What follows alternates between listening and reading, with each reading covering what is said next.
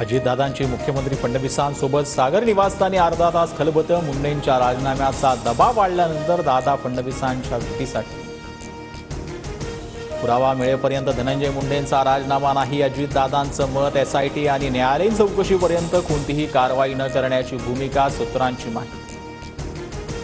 मंत्री धनंजय मुंडे आणि उपमुख्यमंत्री अजित पवारांमध्ये तासभर बैठक. भेटीत भीड प्रकरणावर आणि विरोधकांकडून होणाऱ्या राजीनाम्याच्या मागणीवर चर्चा, सूत्रांची माहिती.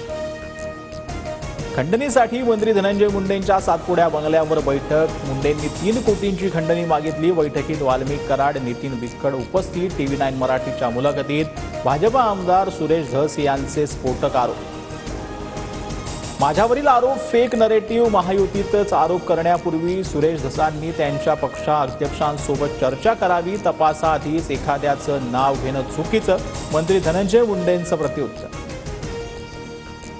वाल्मिक आकाचा आका म्हणजे धनंजय मुंडे. भीड हत्या प्रकरणात आरोप करताना सुरेश धस स्पष्टच बोलले. कराड मुंडे एकाच नाण्याच्या एकच बाजू असल्याची ही टीका. अजितदादा धनंजय मुंडेंना पाठीशी का घालतायत? मुंडेंच्या जवळच्या माणसानं भयावह कृत्य केलं, त्यामुळे चौकशी होईपर्यंत नैतिकता म्हणून मुंडेंनी राजीनामा द्यावा. सुरेश धस मागणीवर ठाम. भीड हत्या प्रकरणात राज्य सरकारनं निर्धारानं कारवाई केली आहे. कुणीही धमक्या देण्याचा प्रयत्न केल्यास त्याला सोडणार नाही, गृहमंत्री फडणवीसांचा कडक इशारा. संतोष देशमुखांना मारहाण करतानाचा व्हिडिओ आरोपींच्या फोनमध्ये हस्तगत. आरोपी देशमुखांना निर्दयीपणे मारत आनंद लुटत होते. एसआयटीकडून कोर्टात युक्तिवाद. सर्व पुरावे कोर्टात सादर. भीड हत्या प्रकरणात गंभीर तपास नाही, एसआयटी बरखास्त करा, अंजली दमानी यांची मागणी. सर्व अधिकारी कराडच्या आशीर्वादानं आल्याचा आरोप. राष्ट्रवादीच्या कोणत्याही नेत्याशी बातचीत नाही, आता माझ्या भावना मेल्या. छगन भुजबळांची उद्विग्न प्रतिक्रिया.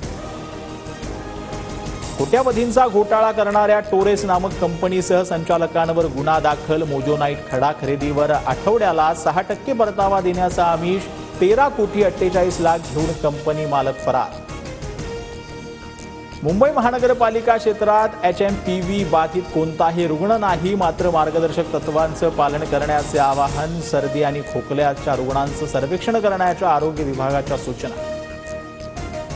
छत्तीसगडमध्ये जवानांच्या वाहनावर नक्षलवाद्यांचा मोठा हल्ला. 9 जवान शहीद तर 8 गंभीर जखमी असल्याची माहिती.